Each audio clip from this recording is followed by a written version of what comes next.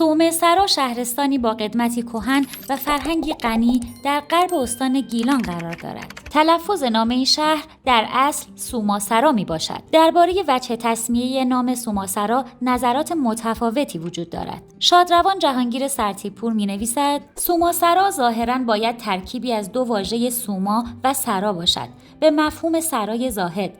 همانطور که سوم در ترکیب با عام سومام جایگاه زاهد معنی می دهد و کلمه سوما در ترکیب با بجار سوما بجار مزرعه و برنجزار زاهد معنا می شود. مردم گیلان نیز به همان صورت سوماسرا آن را تلفظ می کنند. منتها اهل سواد شاید به علت ناآشنایی به معنی سوما آن را صومعه ثبت کردند. در صورتی که صومعه در لغت دیر راهبان و عبادتگاه آنان بوده و به جز آن زاویه‌ای در بالای کوه و تپه معنی شده که با وضع جغرافیایی منطقه و مأنوسات دینی و مذهبی مردمش منطبق نمی باشد. علاوه بر آن واژه صومعه خود به معنی مکان و گاهی سرای مخصوص طبقه از مردم که راهب یا درویش باشند معنی می دهد. پس آوردن واژه سرا پس از آن مناسب نمی باشد. در کتاب دیگری سوماسرا را جایگاه زاهد مسیحی و عده‌ای آن را سرزمین چراگاه می‌دانند. برخی نام آن را به علت مجاورت با مزار شیخ عبدالله صومعی سومسرا می‌خوانند.